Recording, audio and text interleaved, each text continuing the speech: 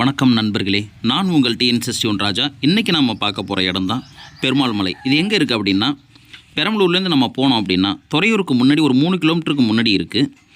திருச்சி வழியாக வந்தீங்க அப்படின்னா திருச்சியிலேருந்து துறையூர், துறையூர்லேருந்து பெருமாள் மலை. இந்த பெருமாள் மலை கோவிலை பற்றி தாங்க நம்ம இன்றைக்கி பார்க்க போகிறோம். இந்த பிரசன்ன வெங்கடாஜலபதியை பார்க்க கீழே என்ட்ரி டிக்கெட்டாக ஒரு 20 ரூபா எடுத்துகிட்டு மலையேற ஆரம்பிங்க. இல்லை உங்களுக்கு படிக்கட்டில் வேறு விருப்பம் அப்படின்னாலும் படிக்கட்டு வழியாகவும் நீங்கள் வரலாம். நாம் இந்த கோயிலுக்கு மேலே ஏறும்பொழுது பார்த்திங்க அப்படின்னா பாதைகள்லாம் ரொம்ப அருமையாக தாங்க இருக்குது. சின்ன ரோடாக இருந்தாலும் ரொம்ப அழகாக போட்டிருக்காங்க.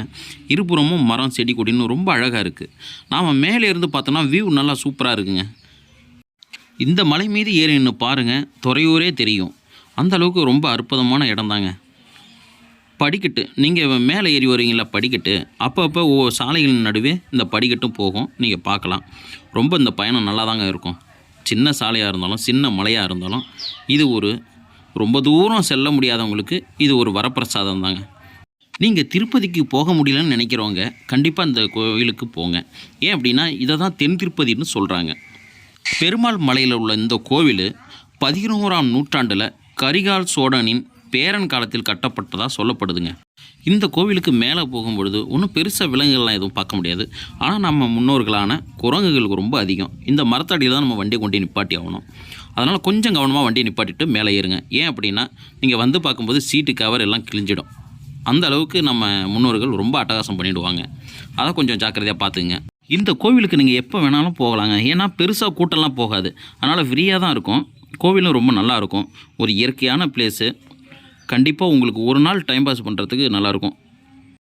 கோவில் ரொம்ப சின்னதாக இருந்தாலும் ரொம்ப அழகாக தாங்க இருக்குது. உள்ளே போய் பார்த்தோம் அப்படின்னா அங்கே உள்ள தூண்கள் சிலைகள் எல்லாமே ரொம்ப அற்புதமாக இருக்குது. இதில் ஒரு 7 கல் தூண்கள் இருக்குங்க. இது 7 சுரங்களை குறிக்கிறதாகவும் இவங்க பொறிச்சிருக்காங்க. ரொம்ப அருமையாக இருக்குது. கோவில் ரொம்ப அருமையான இடம் தான். நீங்கள் நல்லா போய் பாருங்கள். இங்கே ஃபோட்டோ அதிகமாக எடுக்க முடியாதுன்னு சொல்லி ரொம்ப ஆர்டர் இருக்குது. அதனால் நம்ம ஃபோட்டோ அதிகமாக உள்ளே பிடிக்க முடியாது. கோவிலில் உள்ளே போயிட்டு சாமி கும்பிட்டு நீங்கள் வந்தீங்க அப்படின்னா கீழே இறங்கும்பொழுது ஒவ்வொரு டேனிங்லையும் நீங்கள் நின்று பார்க்கலாங்க. அவ்வளோ அற்புதமாக இருக்குங்க. இருபுறமும் மலைகள் தாங்க. மலைகளை சுற்றி நடுவில் ஒரு மலையில் கோவில் இருக்குல்ல, அந்த மாதிரி தாங்க இதுவும். ரொம்ப அருமையாக இருக்கும்.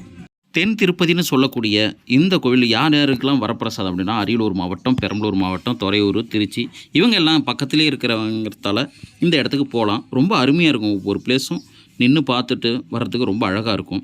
இதை தென் திருப்பதின்னு சொல்கிறாங்கல்ல, அதனால் திருப்பதிக்கு போக முடியாதவங்க இங்கே வந்துன்னா சாமி கும்பிட்டு போகலாம் இல்லையா. கண்டிப்பாக போங்க. மலைப்பாதையிலேருந்து கீழே இறங்கினோடனே அடிவாரத்தில் 2 கோவில் இருக்குங்க. அதையும் பார்த்துட்டு நீங்கள் சாமி கும்பிட்டு கிளம்பிடுங்க.